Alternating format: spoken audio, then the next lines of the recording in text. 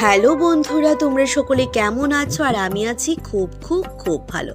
আবারও একটি নতুন সুন্দর ব্লগে তোমাদের সকলকে জানাই স্বাগত। 5ই সেপ্টেম্বর অর্থাৎ শিক্ষক দিবস উপলক্ষে সন্ধ্যায় চলে যায় শিক্ষকের বাড়িতে। তবে আর 5টা শিক্ষক দিবস থেকে একটু আলাদা এই শিক্ষক দিবসটি।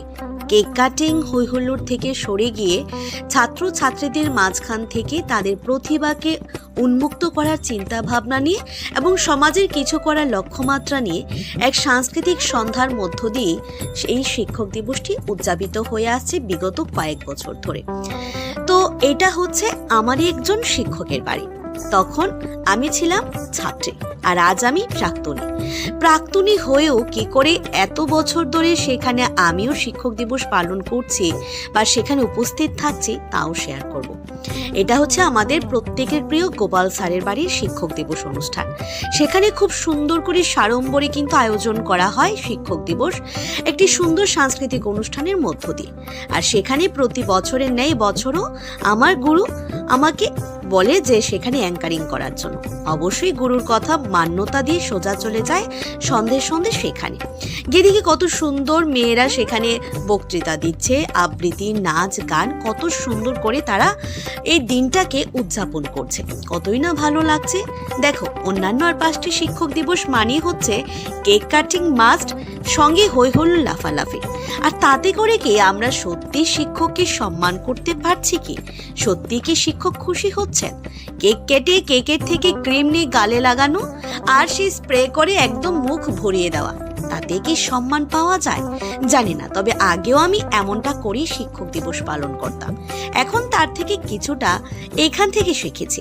কথা বলতে বলতে মেয়েরা একের পর এক নাচ করছে, বিভিন্ন আনুষ্ঠানিকভাবে তারা দিনটাকে সুন্দর করেছে।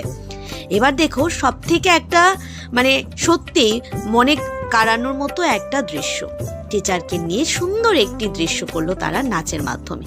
তারপর দেখো বেবিটা হচ্ছে আমার শিক্ষক, অর্থাৎ আমার যে গুরু রয়েছে গোপাল স্যারের বাড়িরই ভাইয়ের মেয়ে। ও বললো একটু ডান্স করবে, ও করে নিল। একের পর এক অনেক অনুষ্ঠান হচ্ছিল, প্রত্যেকটা পার্টিসিপেট তারা কিন্তু খুব ভালোভাবে নিজেদের যে জিনিসগুলো, নিজেদের সুপ্ত প্রতিভা তুলে ধরছিল।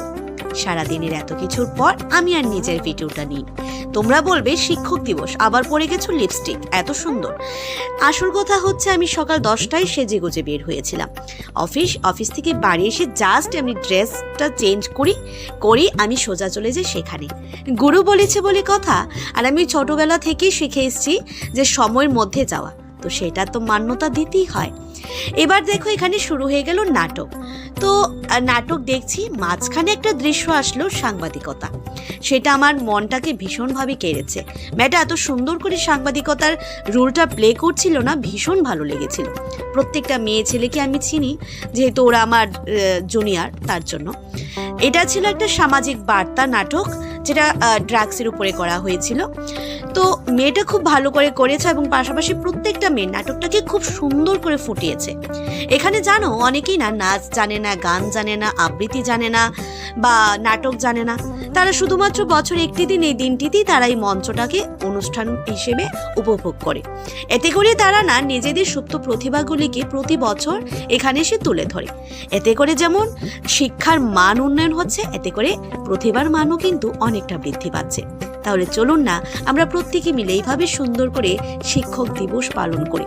ছোট পরিসরেও করা যায়, কিন্তু এটা আগে আমরা ছোট পরিসরেই শুরু করেছিলাম যখন আমি ক্লাস 8 কি 9, আর আজ আমার এই বয়সে দাঁড়িয়ে তারা এত বড় পরিসরে নিয়ে গেছে অনুষ্ঠানটিকে। এবছর লাইটিং, ক্যামেরাম্যান থেকে শুরু করে বড় একটি অনুষ্ঠানের রূপ ধারণ করেছে একমাত্র নলেজ সেন্টারের ছাত্রছাত্রীরা। আমারও আজ গর্ববোধ হচ্ছে, আমিও তো এখানকার প্রাক্তনী। তাই কথা বলতে বলতে নাচ, গান, আবৃত্তি, বক্তৃতা, বিভিন্ন সুন্দর সুন্দর অনুষ্ঠান একের পর এক শেষ হচ্ছিল। লাস্টে নাটকের শেষে তারা শপথ বাক্য করে সেখানে শপথ নেই যে প্রত্যেকে সুন্দর করে ভবিষ্যৎ গড়বে, সুন্দর করে চলাফেরা করবে এবং সমাজকে সুনির্দিষ্ট পথে এগিয়ে নিয়ে যাবে।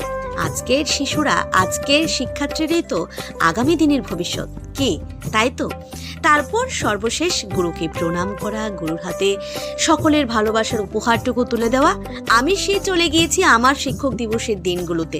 আমার যেন মনে হচ্ছিল আমি সেখানে দাঁড়িয়ে আছি, আমি গিফট তুলে দিচ্ছি, আমি ছবি নিচ্ছি, প্রণাম করছি। এত কিছুর মাঝখানে হঠাৎ একটি বোন এসে বলে, দিদি তোমার সঙ্গে একটা ছবি তুলতে পারে?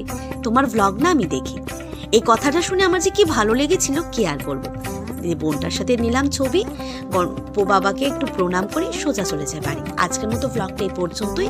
তোমাদের কাছে কেমন লেগেছে জানিও। যদি ভালো লেগে থাকে তাহলে অবশ্যই লাইক, কমেন্ট, শেয়ার করতে ভুলো না। আজকের মতো এটুকুই। Tata, bye bye.